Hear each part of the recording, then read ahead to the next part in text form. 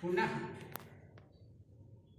अष्टम वर्ग के स्टूडेंट्स के लिए साइंस सब्जेक्ट से लेसन 11 से जो आज के पाठ का विषय है वह रिफ्लेक्शन ऑफ लाइट, प्रकाश का परावर्तन, इसे बताने के पहले मैं एक बात और बता दूं, छोटी सी बात से जहां से शुरू हुआ है पाठ, उसमें है छाया क्या है।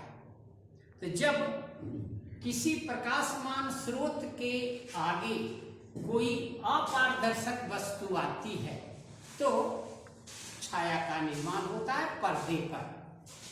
फिर से, जब किसी प्रकाशमान स्रोत के आगे कोई अपारदर्शक वस्तु आती है तो पर्दे पर छाया का निर्माण होता है। यानी छाया के निर्माण के लिए 3 वस्तुओं का होना जरूरी है। पहला है प्रकाशमान स्रोत, दूसरा है अपारदर्शी पदार्थ और तीसरा है पर्दा। अगर ये तीनों है तो छाया का निर्माण होता है। इसके बाद बताना है प्रकाश का परावर्तन क्या है और इसके नियम क्या है। इस दोनों को मैं बताने जा रहा हूं। जब प्रकाश की किरण किसी चिकनी समतल सतह पर पड़ती है तो पुनः उसी दिशा और माध्यम में लौट जाती है।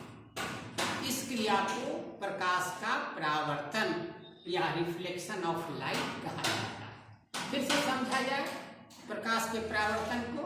जब प्रकाश की किरण किसी बिंदु पर या किसी तल पर पड़ती है तो पड़ने के बाद टकराकर पुनः उसी दिशा और माध्यम में लौट जाती है। इस क्रिया को प्रकाश का परावर्तन या रिफ्लेक्शन ऑफ लाइट कहते हैं।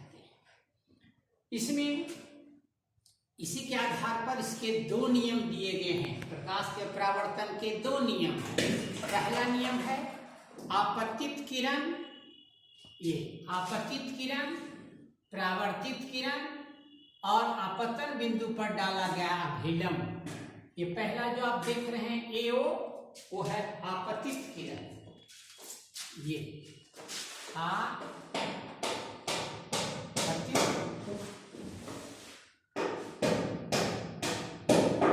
किरण,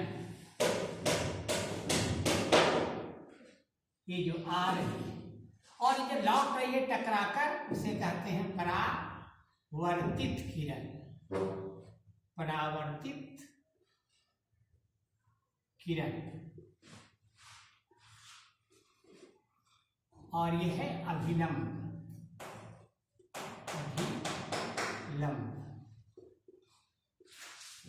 AO इसका आपतित किरण और OB इसका परावर्तित किरण और OD इसके बीच में अभिलंब है। तो पहला नियम है आपतित किरण, परावर्तित किरण और आपतन बिंदु पर डाला गया अभिलंब, तीनों एक ही बिंदु और तल में होते हैं। फिर से, प्रकाश के परावर्तन का पहला नियम, आपतित किरण, परावर्तित किरण और आपतन बिंदु पर डाला गया अभिलंब, तीनों एक ही बिंदु और तल में होते हैं। आप देख लीजिए AO आपतित किरण O पर आकर के, O से B की ओर परावर्तित किरण O पर ही है और OD O पर ही अभिलंब है। ये तीनों एक ही बिंदु और एक ही तल में होते हैं। दूसरा नियम है आपतन का कोण और परावर्तन का कोण आपस में बराबर होता है। आपतन का कोण देख लीजिए, AO आपतित किरण, यहां से गौर कीजिए, यह दर्पण है, उसमें AO आपतित किरण AO, OB परावर्तित किरण O और B परावर्तित किरण और OD अभिलंब है, OD इस पर अभिलंब है, O इसका आपतन बिंदु है। ये तीनों एक ही तल में है। लेकिन दूसरा जो है उसकी पुष्टि कर रहे हैं कि आपतन का कोण और परावर्तन कोण बराबर होता है। यानी कोण AOD मतलब आपतन का कोण I, कोण AOD आपतन का कोण I बराबर कोण BOD परावर्तन का कोण R, यानी आपतन का कोण बराबर परावर्तन का कोण अर्थात I बराबर R, यानी आपतन का कोण सदैव परावर्तन कोण के बराबर। इसकी पुष्टि भी हो गई इस चित्र के द्वारा। अब है परावर्तन के दो प्रकार हैं, एक नियमित परावर्तन और दूसरा विसरित परावर्तन। जब प्रकाश की किरण किसी तल पर पड़ती है और परावर्तित होकर के जाती है तो ये किरणें जो परावर्तित किरणें हैं, ध्यान रखना इसमें, परावर्तित किरणें OC परावर्तित किरण, OD परावर्तित किरण, OE परावर्तित किरण अगर एक दूसरे के समानांतर हो, देख लीजिए इसका समानांतर ये और इसका समानांतर ये, आपस में समानांतर हो तो इस प्रकार के परावर्तन को नियमित परावर्तन कहते हैं। विसरित परावर्तन, परावर्तन के बाद जो परावर्तित किरण है एक दूसरे के समानांतर नहीं हो तो इस प्रकार के परावर्तन को विसरित परावर्तन कहते हैं। टेढ़े मेढ़े जगह पर इस प्रकार का परावर्तन देखा जाता है।